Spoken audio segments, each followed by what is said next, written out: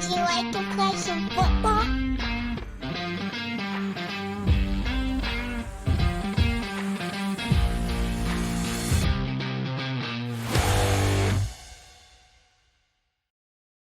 All right, and we're back. Another edition of Gridiron and the Gospel of Faith in College Football podcast. I'm George Schroeder, joined by Dean Inserra after a couple of weeks away. And Dean, it's great to see you. We got so much stuff to talk about, some monumental games, and I'm not on that TV turns every week into Armageddon type of college football showdown thing. But those are some really big games for the month of September in Oregon at Penn State and Alabama at Georgia. And there's a couple other games we want to talk about too, but really big, really great games that lived up to the hype. But which direction you want to go first? Well, how about Chandler Morris and Tony Elliott's Virginia Cavaliers?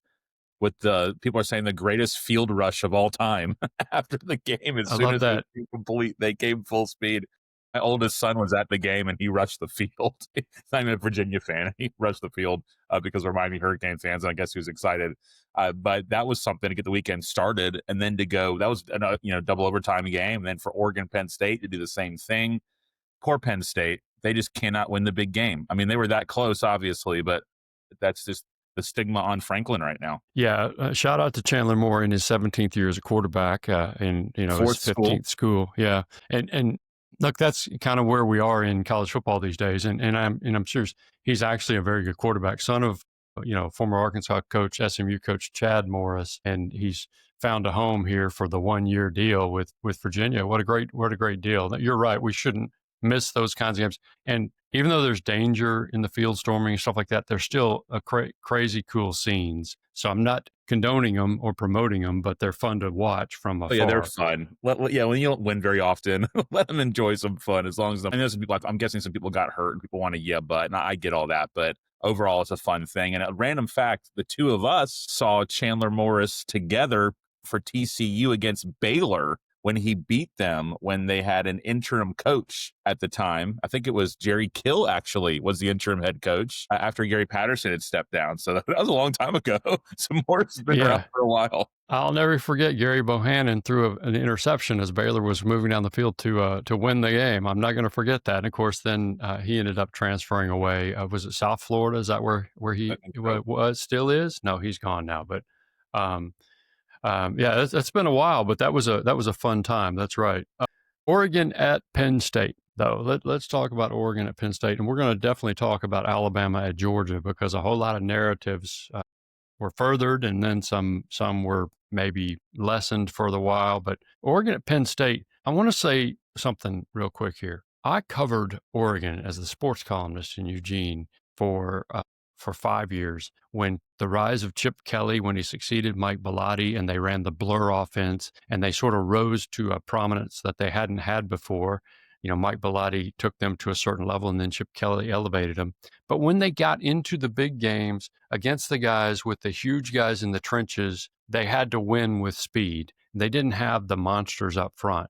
What's interesting about this iteration of Oregon's program, or this evolution of it, is they are built like the monsters of college football. They've got guys along both lines, and then they still have the speed guys, and they've got skilled quarterback, which they seem to have regularly. And so when they go somewhere on the road, or if they get into the playoffs, they are built to win. And so Dan Lanning has done a tremendous job. I guess he's into his 4th year there and I know that Mario Cristobal had begun that move toward recruiting those types of guys, but Dan Lanning has really accelerated that. And, Oregon really looked good at Penn State, really looked good. And that's not to say, I thought Penn State showed me a whole lot, but Oregon really looked good. That is a tough environment. 112,000 people in a whiteout at night. If you ever get the chance to go to Happy Valley for a whiteout, you have to go. It's amazing. And Oregon was the better team throughout. That's no slight to Penn State. They're really good. Yeah, I think you're a legitimate national championship contender in Oregon. Like, they need to be in everyone's predictions of who's going to be in the Final Four, version of the playoff. Well coached. They have athletes. They have the size. I think you're going to see quarterback, elevated to a Heisman candidate. and really be in the conversation, especially we don't have a clear front runner right now because Arch was declared the Heisman winner before the season started. And now with Mateer hurt, right? That's a big story. He's only going to miss a few games, I think, maybe come back for Texas. And if he Yeah, does, we'll see. he'll be right back in the conversation. But Oregon, I think, is I mean, we're not betting people, but if we were, I mean, Oregon in the national championship game is not a crazy bet. Dante Moore, who transferred from UCLA, yeah, 5-star quarterback, transferred from UCLA, sat a year as they brought in Dylan Gabriel. Look, that performance, he showed me everything I want to see out of a quarterback and more. I got to be honest with you. Is it just possible that he's the best of the Oregon quarterbacks that we've seen in a while? It's just possible. In the spirit of overdoing it and swinging on the pendulum wildly after the results of one game, that guy's really good. Dante Moore is really, really good. Yeah, all the ability seems to be there, and it just shows how just falling apart the program was at UCLA. I mean, obviously they might be the worst FBS team right now, which is sad. They play in the Rose Bowl, right? I mean, they're a historic program. I just hate to see that. But Oregon's given us, Gabriel last year was a Heisman finalist. We can even trace it even further back to Mariota winning it, who's starting in the NFL now, by the way, which is good to see. This guy, he's the real deal, and I think you're going to see him in New York as a finalist. I do too. Meanwhile, that continues the narrative that Penn State, at Penn State, James Franklin can't win the big ones, can't beat the ranked teams, the highly ranked opponents. And it's true. It's true. He's a really good coach. It's a really good program. They're not quite where the Ohio States and the Michigans have been, where I think Ohio State still is. They're not quite where Oregon has elevated to, but they're really good. The difference might have been at quarterback, quite frankly. Drew Aller's a fine quarterback, but he's not necessarily the difference maker, in my opinion. And they just haven't been able to figure it out on offense for a long time. And Franklin's an offensive guy, right? That's how he cut his chops, right? He was with Ralph Friedgen, at Maryland, and then he, at Vanderbilt. And so I just can't figure that out for years now. They just can't quite figure out offense. They're going to have the line. They're going to have the running backs. They're going to have a good defense. They just can't figure out how to really consistently move the ball. And Aller had so much. Every year, Aller gets a lot of hype. But the scouts seem to really like him. But there's just that next gear we haven't seen that has to happen in today's game from the quarterback position. Yeah, we know what they want to do. They want to run the ball. They want to mash it. And generally, they're able to do that. When they get up against those best teams that have really good defensive fronts, you've got to be able to throw the ball. And you've got to be able to make plays from the quarterback position. And he's just not dynamic. And so, look, I think Penn State looks like a team that could easily get to the playoff. Sure. No question. Yeah. No question. But for Oregon to go in there and win that game, and really was clearly the better team for much of the game. And then, a tremendous comeback by Penn State. But for Oregon to go in there and win the game in that atmosphere feels like the next step in the Dan Lanning sort of saga at Oregon, because they'd beaten Ohio State at home, last year, but then they got drilled by them in the playoffs, that kind of thing. This feels like the next step to be able to go into the opponent's house, a really large house. It's not the big house. There's only one of those, but a really large house in that kind of environment. And basically, they were the dominant team most of the game. I was really impressed with Oregon. Scheduled to go out there in November to see them play USC. I'm sort of hoping USC doesn't continue to bumble along, but my older son and I are going to go out and watch that in November. It's meaningful at both ends, but I'm looking forward to seeing them and kind of getting back to our old habitat for a little bit, but that'll be fun. All right, so Alabama at Georgia. Let me just say this. I know what the score said, 24-21 Alabama in Athens. Alabama really dominated and controlled that game for much of the game. That's my opinion. The narrative flipped. We were told that Alabama's soft and that Alabama, doesn't care. And now all those things, I believe, seem to be true at the Florida State game. That does not mean an indictment for the whole season. There's something was just off that day. Not to take any credit away from FSU, who showed up ready to play. I mean, from the fans excited to the coaching staff prepared to Gus, the new OC, Castellanos at quarterback, like they came ready to play ball. But Alabama just did not look anything like any semblance of an Alabama team that we had seen over however many years. And not just because of the Saban factor, just in general. And against Georgia, they look like a normal Alabama team to me. Maybe not as dominant, but in terms of they were physical and they, had playmakers and they got good quarterback play. How about Simpson? I mean, if he plays like that and keeps going, he'll be in the Heisman conversation. He looked really good. Yeah. And one of the differences was at quarterback. I mean, Gunnar Stockton made a couple of nice throws, but I mean, Ty Simpson was clearly the better at that position. He was elite And in that game. He really yeah, was. absolutely. And here's a guy who waited his turn Sure. at Alabama. And look, It's nice to I'm not see. going to, yeah, it is nice to see. I'm not going to overdo it and turn it into a noble thing because the quarterbacks who move from place to place, I mean, that's just the way the game is now, and you want to play. And ultimately, a lot of these guys think they're going to play and they hope they're going to play in the NFL. And to do that, you're going to have to play in college. So you don't want to sit. So I'm okay with that. It is what it is. But it's fun to see guys who will sit a year or two and then assume the role and then that they actually have success. Sometimes they sit because they're not going to be good enough. In this case, at least in that one game, and Ty Simpson has looked really good after the Florida State game too. It's just they hadn't played anybody, but at least against Georgia, he looked really good. Made some really big, important plays when the game was on the line. My favorite play of the weekend happened when they threw the little bubble screen out to Caden Proctor, the lineman, and he It was great. bowled people over for 4 or 5 yards for a first down, couldn't quite get in the end zone. That stuff is fun. And I love the fact that Kalen DeBoer would do that. I mean, it's just.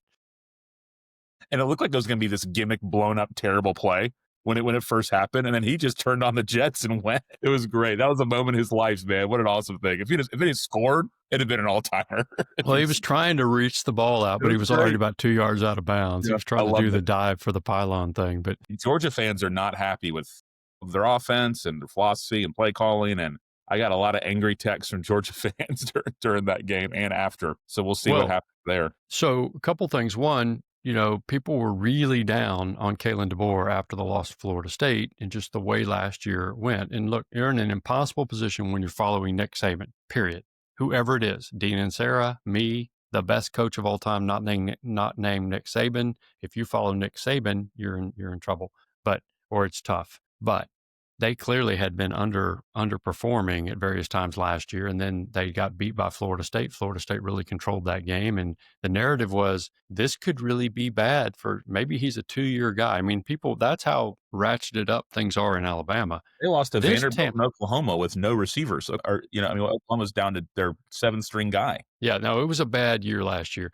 Didn't play well in the bowl game. It was a bad year, and then you lose the opener to Florida State in the way they did too. Just they looked sloppy. Florida State looked like the better team. All those kinds of things. This Alabama team that we saw on Saturday looked really good.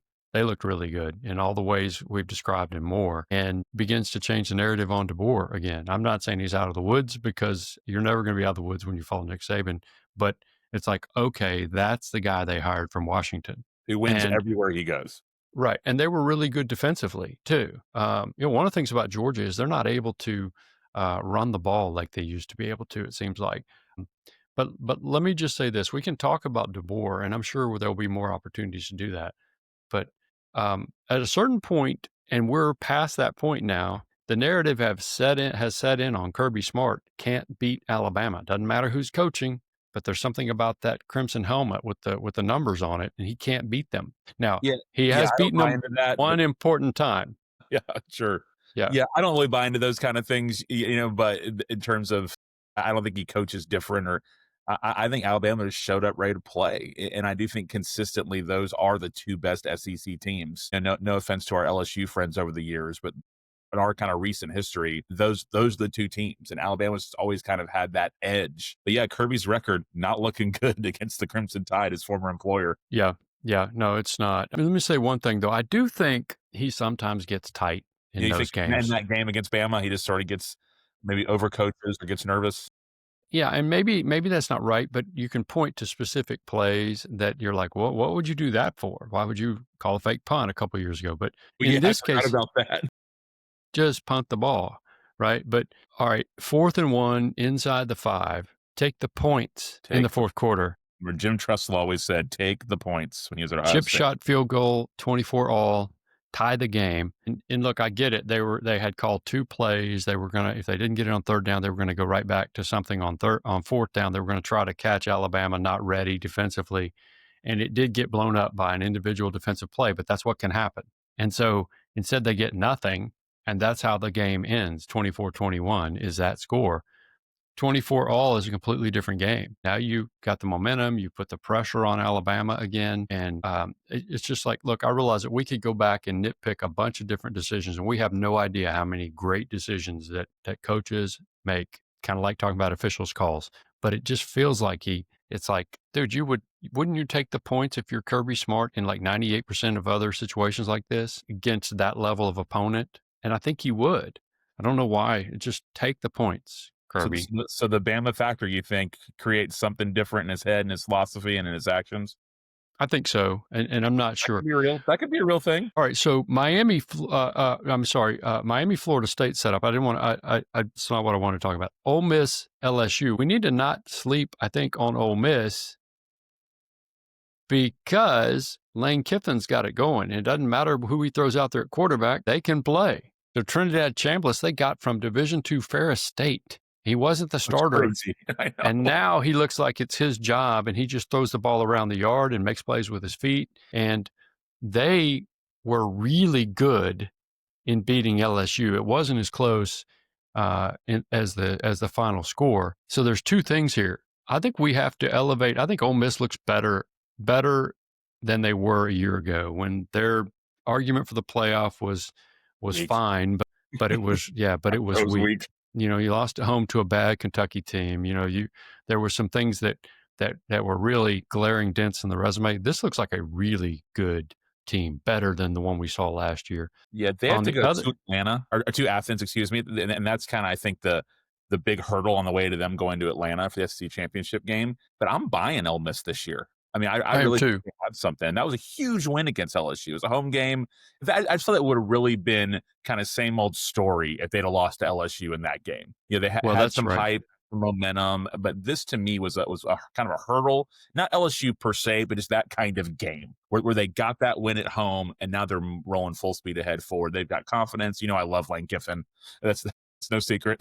But yeah, I'm all in for that, and I think this could be the year. That game at Athens is going to be huge later on the season, but I think we're going to see Ole Miss, very possibly see them in Atlanta. Yeah. So look, they've got that game's October 18th in Athens. On the 25th, they go to Norman. So they've got a couple of games that right in a row that could make or break their season. Fun. Yeah, fun games. We'll see if that, and of course that has to do with John Mateer, whether or not he's back and healthy for Oklahoma, what we think about the Sooners and that kind of thing. But I really love what I'm seeing from Ole Miss. And, you know, Lane Kiffin's troll game, I'm high and then I'm low on it, but he is the ultimate college football troll. Yeah, I mean, if you're not on social media, don't get on it. But if you are, you probably want to follow Lane Kiffin. But so I will say one thing, and this is the danger of week one, week two overthinking and overrating. We vastly overrated LSU on the strength of their win at the other Death Valley, Clemson. As it turns out, Clemson is not very good. That's another one of the stories of the season, but they're not very good. And LSU's win over them was a good win. Don't get me wrong. It's good to go there and win in that environment. But LSU's got some glaring issues, mostly offensively. Glaring issues. Their defense is pretty good, but Garrett Nussmeier is not what the offseason hype would have led you to believe he was going to be. And they are not really able to move the ball effectively and score. They're just not. And I just, when Brian Kelly got mad a couple of weeks ago at the reporter for asking after a 20-10 one offensive touchdown win against a kind of a Florida team that's floundering, but has a good defense. He got mad at that guy for asking about offense. I think that guy was ahead of the curve. Their offense isn't very good. That was a fair question.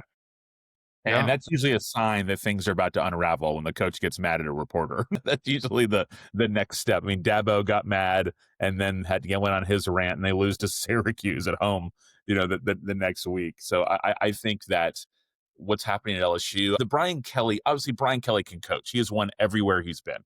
Central Michigan, Cincinnati, Notre Dame. The guy's won everywhere he's been. So the guy knows how to coach football, obviously. But from the beginning, when he was hired, everyone was like, okay, obviously Brian Kelly's a huge name. Huh. It was sort of like at LSU. It was just kind of a weird fit. And of course, there was the stuff with the Cajun accent, all the things that people laugh at social media. But I just feel like that there's always been a very split fan base on him in Baton Rouge ever since he got there. So I think his leash has gotten really, really short. So Hmm. if he drops another couple games, you're going to see a change there, which is Wow. strange anywhere else because they're going to win. He's going to win 9 or 10 games. I think, but they're used to be able to run the ball down people's throats at LSU. I mean, when they had Burrow, obviously they could throw, but they're used to be able to have big time backs and to have their offense be just so really it's ineffective is wasting a pretty talented defense. And I just think because of the fit factor that they're gonna be a little irrational with Brian Kelly, and I think he's in trouble. Yeah, listen, I don't know if I'd go all the way there with you on that there would definitely be a change, but the expectations, you're right. You described the expectations at LSU correctly. Their expectations are to contend for and win national championships, period. That's what their Absolutely. expectations are. And they have been raised to that level by the last three coaches, mostly by Nick Saban, but the last three coaches have won them. Les Miles, Nick Saban, and Ed Ogeron. If they miss the playoff, I'm telling you, if they miss the playoff again, he's in trouble. You heard it right That's here right. on Gridiron Well, and the Gospel. If they that's what if I'm they saying. miss There it are again, he's in trouble. 12 slots in the playoff, Yep. right? He's Obviously, so 13, he's in trouble. you could win the conference title, which seems highly unlikely, or you could be one of however many that is, 5 or 6 at large spots. I know this, but if you can't get into one of those spots at LSU, they're going to be very, very unhappy with you down on the bayou. So I don't disagree. And to me, LSU is now ranked in the teens about where they ought to be. Yeah, that's They who they were are. vastly overranked. We're starting to see sort of I think the polls now are starting to show after 4 or 5 weeks, it's a little bit better than it was. It's so hard to do early in the year. So Yeah, but they have the talent. They do have the talent to turn it around, though. I mean, so they could go. Nussmeier could be who the NFL scouts think he is, and he could go on this run, and they could. So that's the thing about them is the talent's there, but if they don't make the playoff, I'm telling you, it's going to be ugly. they love Nussmeier's tools, and he's got the frame, he's got the ability to throw the ball, he can zip it, he can put it in places, but for whatever reason, it's just not clicking at LSU right now. All right, so we talked about guys who could be on the hot seat. A couple of guys are no longer on the hot seat.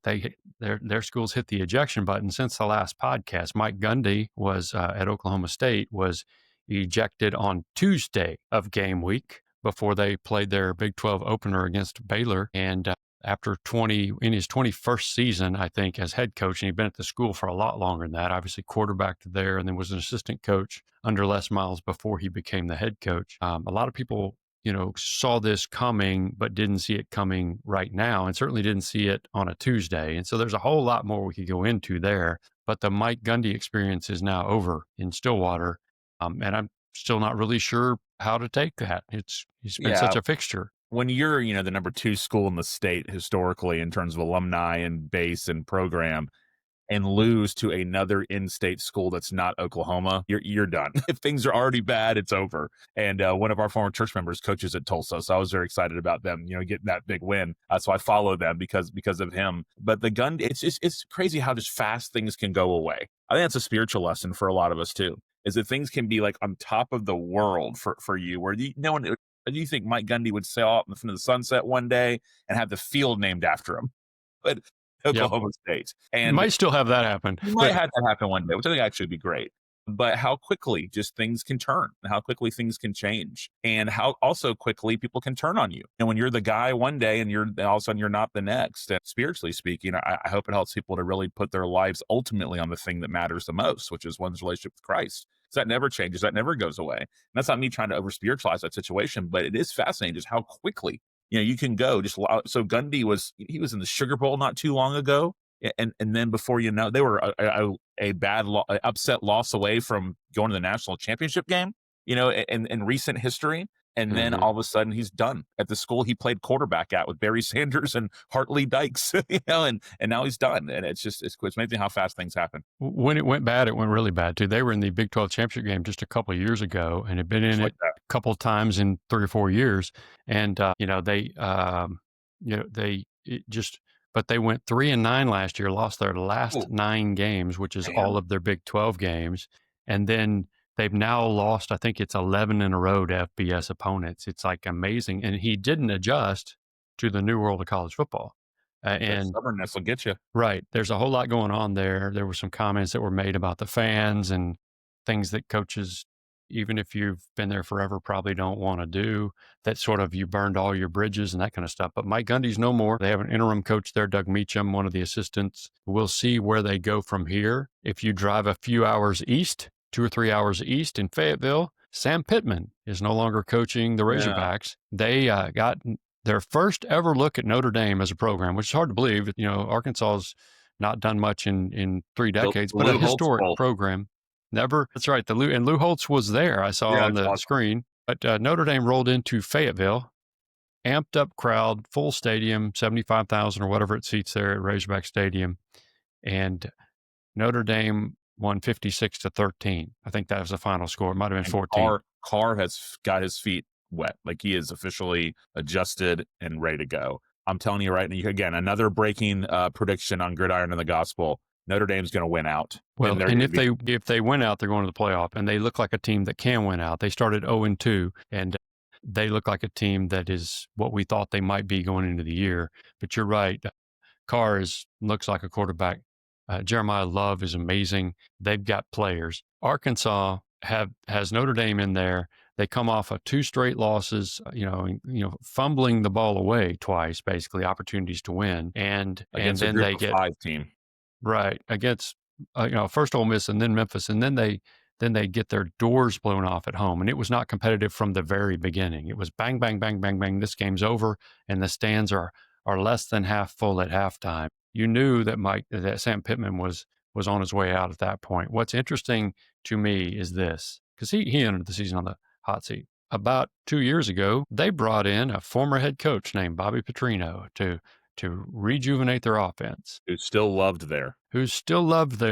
Despite how he left there. Mm-hmm. Does anyone remember that in 2012, April Fool's Day, of all things, on 2012, but it was not an April Fool's Day prank, he had a motorcycle crash on a Wiggly Mountain Road outside Fayetteville. And as the story unfolded, it turned out that there was a young former Arkansas volleyball player on the back of the motorcycle, and that she had recently been hired as some sort of recruiting assistant in the office, and that there was more to the story as to why he and she were on the motorcycle together, and that he lied to the entire administration about that and a bunch of other things. Does everybody forget that? And that Jeff Long, at the time the athletic director, famously fired him in April. And, the guy's gone through a bunch of second acts, but there is a push right now among people who have made Bobby Petrino the interim coach. They've made him the interim coach for the season to say, why don't we just go back to the good old days of Petrino when he had us ranked as high as number 5? We were playing in Sugar Bowls, these kinds of things. And I'm like, you have to remember not just what happened here, but what has happened throughout Bobby Petrino's career, and you need to be looking elsewhere. That's my pontificating about the folks who are going to be making decisions in my home state. Is there's a bunch of good options potentially for Arkansas. Bobby Petrino should not be one of them. Well, I think they're going to keep losing, and that will make it where they can't hire him, because he has a chance to be, 1-6 or, as an interim. But if he wins they win a couple emotional games, the legendary, there's always every year that overreaction interim hire, emotional hire. West Virginia did it with Stewart. There's just always that emotional hire. Mississippi State, after Michael Leach passed, did that. There's always that emotional hire. But Petrino's a whole different ball game because of his connections still there, the boosters that want to go back to the glory days. The first phone call that needs to be made is to bring hometown kid Rhett Lashley back from SMU. No question. That's the first phone call. No question. He was a deep on the end of the roster quarterback there. He's a protege of Gus Malzahn's, played from the Northwest Arkansas area, played high school ball at Shiloh, right? Shiloh Christian, where Gus was the coach, and is longtime protege of Gus, and has done really good things at SMU. Obviously, you took SMU to the playoffs. Yes. To the playoff. Is the Gus Malzahn ship sailed there, or is he a candidate too? So I think if he wanted to be a candidate, he'd have the opportunity. But as you and I have talked about a little bit on this podcast, and I won't go too deep into it, he left UCF as head coach to come be offensive coordinator in your town for Mike Norvell at FSU, in large part because he didn't like the way the whole college football head coaching gig has shifted, kind of in the ways we were talking about how Mike Gundy didn't adjust to the new world of college football. Gus didn't like what you have to do and all the part that doesn't have anything to do with football anymore. And Would he want to come back to it? I think there might be one job that would hold that kind of allure for him, and it would be Arkansas. That said, he'd be 59 years old, 60 years old, and that's a hard job. That's only gotten harder since Texas and Oklahoma joined the league, frankly. I don't have their new permanent, or, they're not calling them permanent, but the opponents they'll get every year, but it's a tough row. It's A&M, Texas, and Missouri. I think that's right. I'm so glad Texas Arkansas is back. I am too. I mean, I want the Southwest Conference to come back too. That's obviously not happening, but I'm glad. Hey, I'd settle for the Pac-12 to come back at this point, Dean. But I'm glad that that game is back. But yeah, so to me, Gus is the wild card there. I mean, he's still kind of the favorite son of a lot of people in that area. And what a full circle story that would be. After the whole debacle with he and Houston Nutt, and that'd be something. Rhett's going to get the first call. Should get the first call. Absolutely. You're right, no doubt. And then they need to at least sift Gus's interest and just see what the situation is there.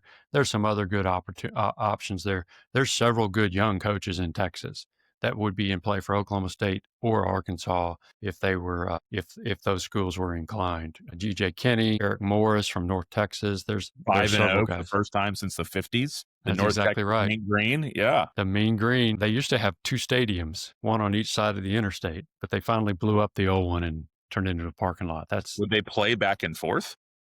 No. They just had the older stadium, and then they had built the newer one across I-35. I-35 right there. Yeah, I've been right by it. So, but anyway, I just didn't want to go without mentioning, we're seeing earlier and earlier coaching changes. There'll probably be some more. Nobody's going to be surprised if Florida were to lose, if Billy Napier gets the axe at some point.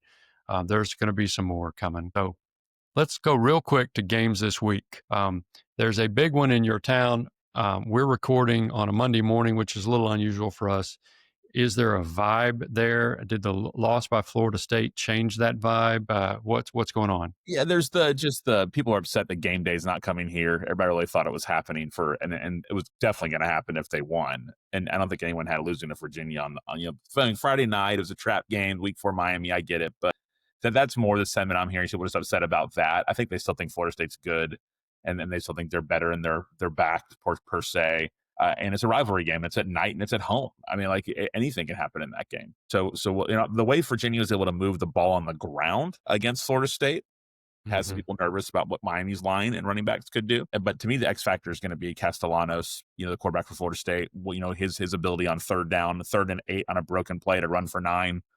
That's what Jordan Travis brought to the table a couple of years ago, making plays happen that were broken, that were busted. To me, he's the X factor. Can Miami contain him and keep him from running on them? And then Deuce Robinson, the receiver, his dad, Dominic Robinson, played here. He was a USC transfer. I mean, he had, almost 200 yards receiving against Virginia. He's a really big receiver, tough to cover. And I think he could be a little bit of a headache too. So we'll see what happens. Miami's coming in. Carson Beck has to play better than he did against Florida.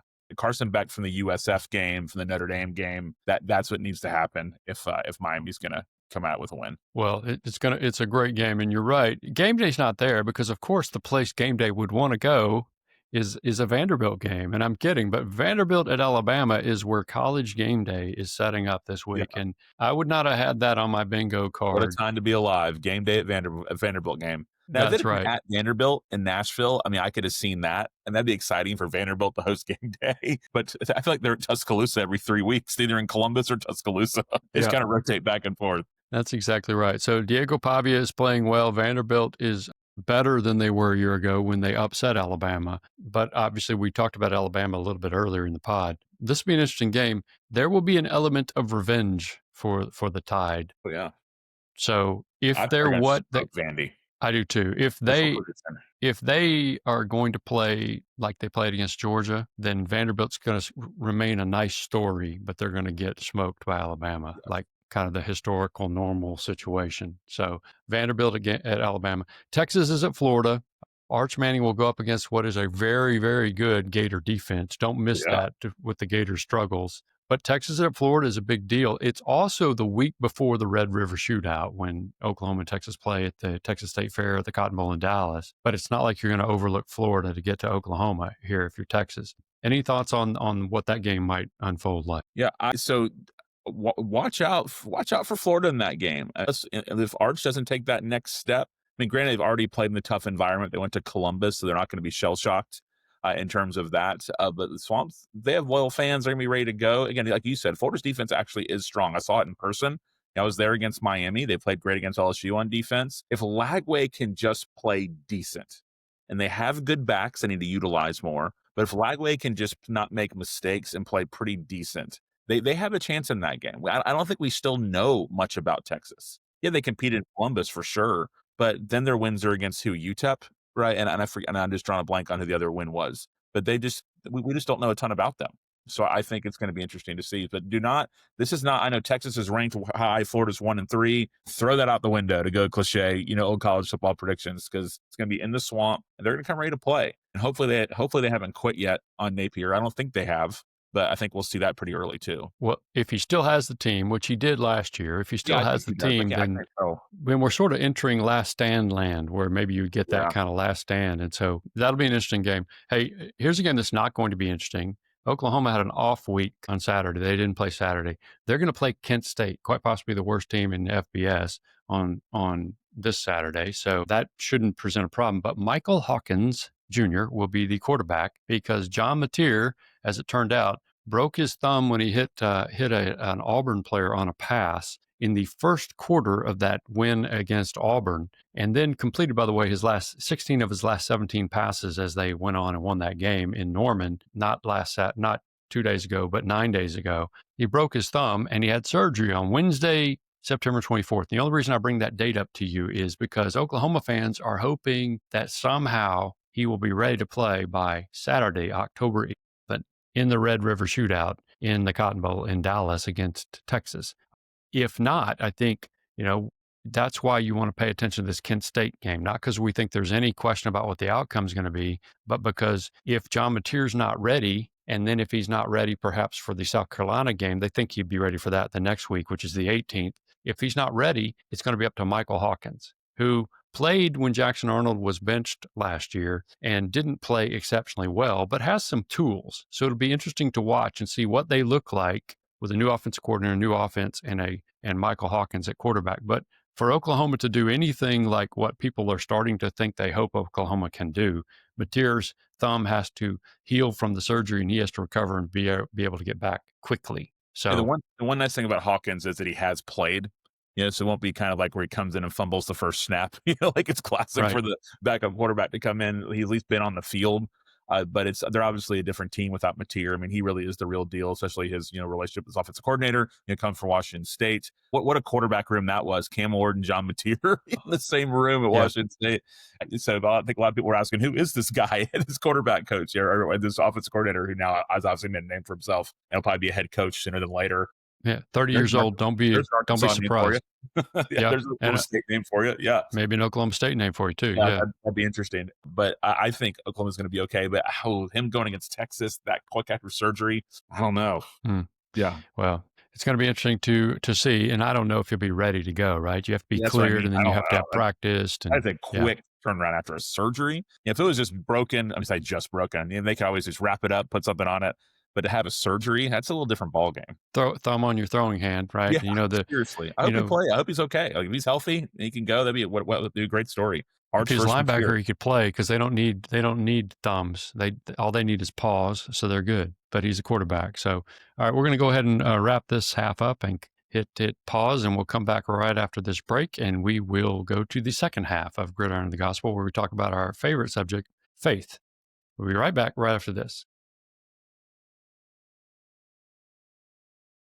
And we're back for the second half of Gridiron in the Gospel, a faith and college football podcast. And that's when we talk about faith, our shared faith in Jesus Christ, which, man, we both love football, Dean, but I love Jesus a whole lot more, which is how it's supposed to be, right? But I love talking about it, and I love the fact that we get to do this. And frankly, that's why we do this podcast. So, and I got something on my heart this week. And we read a few verses from Isaiah chapter 55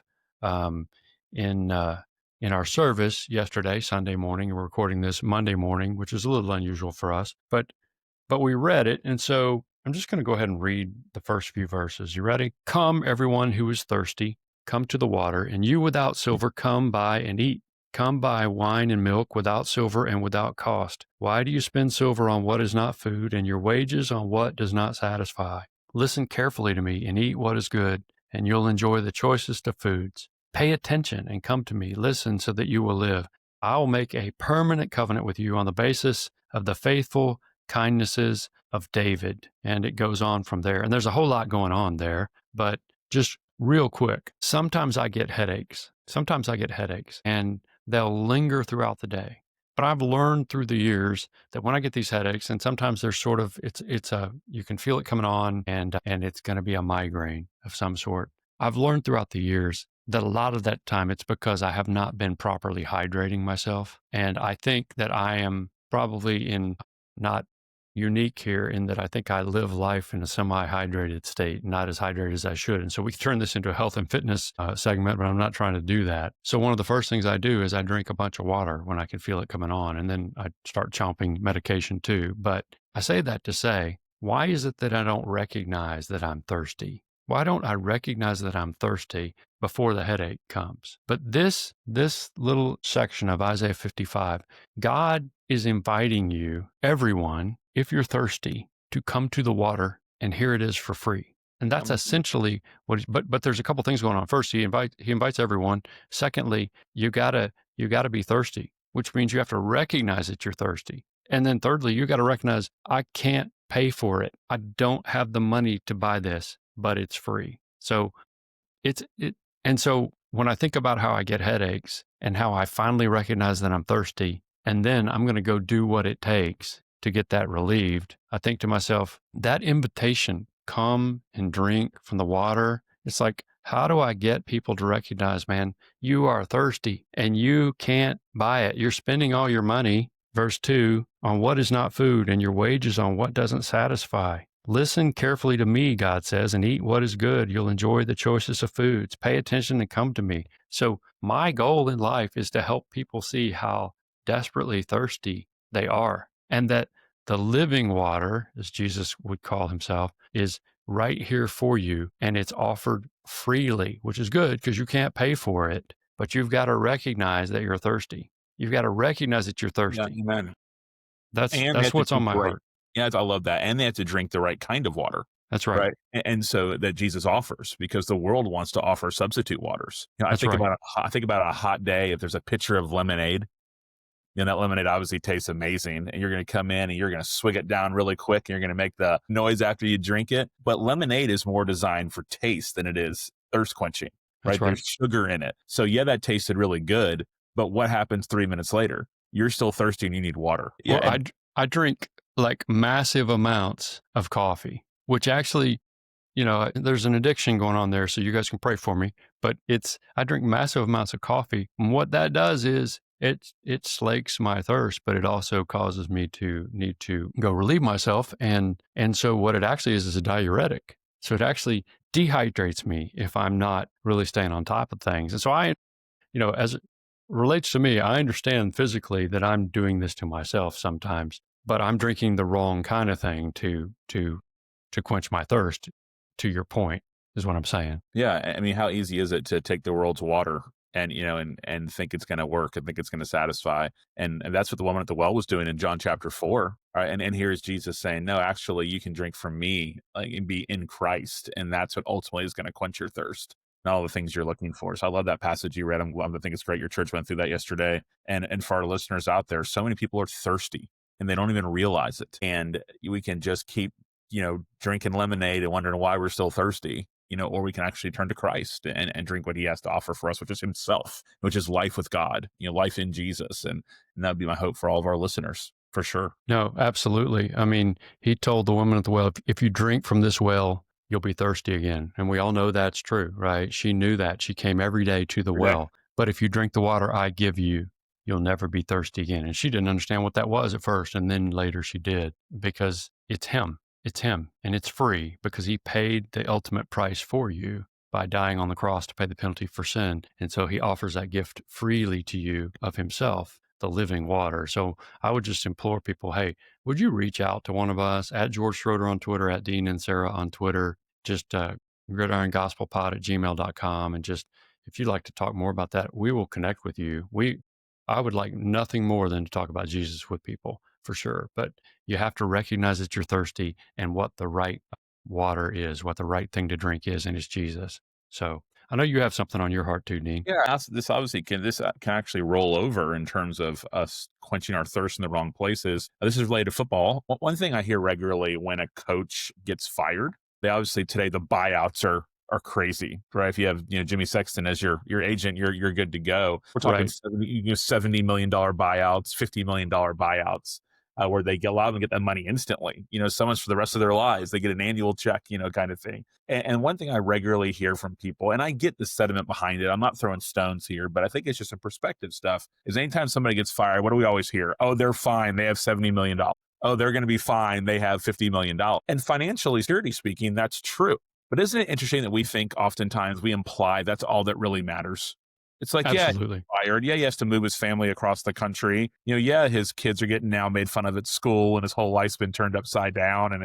But hey, he got $70 million. Everything's going to be okay. I just worry for us sometimes that we think that that's just the answer for everything. That if you have money, everything's going to be okay. It's like if somebody has a civil lawsuit, because they got hurt or somebody was wrongful death. And it's like, okay, I understand that you want some restitution, but the answer to that tragedy is you getting paid. Isn't that interesting? It's just that's just kind of how our world functions right now. Like that's kind of the answer to everything is money, and that worries me for us as a culture. And I think just something as simple as how we react to a coach getting fired, is he's fine, he's got $70 million buyout. It's just a little more telling about what we think really matters, and I think it goes back to what we think really quenches thirst and what is ultimate. So to all of our football fans who listen to this, to our football fans listen to this, I just want to think about those kind of things. Like, yeah, that you need to do your job well. And if you didn't do your job well, you'd probably get let go too. So they're not above the fray because they're famous and because they're coaches. But imagine if you lost your job and got a 6-month severance and people just said, oh, he's fine, he got a severance. It's not that easy. So let's not communicate to the world that we think money is the most important and most ultimate. No, I appreciate that. And I would say two things to that. One, that coach that didn't get it done worked really hard at trying to get it done, and he wanted it more than you did. Sure. I promise you he wanted it more than you did. Now, he didn't get it done, so but hey, if you're a Christ follower out there, football fan, you need to be looking at that coach as a person, which is kind of where you're going, Dean. Yeah. Then the other piece of this is never mind the head coach and his family, and I don't mean that. Please mind the head coach and his family. That's what you just said. What about all of the personnel that are assorted personnel that are associated with him that are first of all, now they have a very tenuous situation, and more than likely here in 2 or 3 months they're going to be having to find new jobs. They're not too. making $70 million, right? Or anywhere close. A lot of them. Well, those assistants, they're making 50. They're making 500,000. They're making $2 million if they're coordinated. Some of them are, others aren't. Yeah. But even then, it's the same thing. But it's not 70 million. You're saying that a couple 100,000 is fine. But you're right. A lot of analysts are not making that. A lot of these other support personnel who might or might not make it to the next guy are making very little money by comparison. But regardless, never mind the money. It's about uprooting families. It's about the 8th grade son who's suddenly going to have to go to another part of the country after he endures the jeers of people from at his middle school for several months. And now he's got to go make new friends. It's about a wife who has a network of friends who now has to go find other friends. There's a whole lot going on there that we don't even think about. Up close. Oh yeah, being a college town, pastor. And you see it sometimes when some of them are members of or regular participants at City Church. I know that you've seen that happen at different times for sure. But for sure. Most of us never think about that. So I'm glad you brought that up because we are now in coach firing season maybe, and we need to at least be thinking about that. Don't just think about the football. Don't just think about the football, man. Or that money is ultimate. Yeah, it's nice to have money. Sure, it's a good thing. Money's a good thing, but it's not ultimate. Right. Well, good stuff. Well, Dean, man, I appreciate you doing this. I know you're off to preach in Kansas City, and then you'll be back home, and then big week, and we'll try to catch up on Sunday evening and talk about whatever happened in Tallahassee this weekend. We'll see what my mood will be like. Absolutely. So that'll be good. So hey, listen, you can find us on YouTube. Maybe some of you already have. If so, I'm sorry for you, but thanks for doing it. But you can find us on YouTube. Just search for Gridiron and the Gospel. These shows are now posted to YouTube. You can visit us online at gridironandthegospel.com. You can find us on Twitter or Instagram at gridiron_gospel. You can reach out at George Schroeder and at Dean Inserra, and email us at gridirongospelpod@gmail.com. And be sure to rate, review, and subscribe in your favorite podcast app. We're on all the podcasting platforms. Just search for us, Gridiron and the Gospel. And tune in next week for more Gridiron and the Gospel, a faith and college football podcast.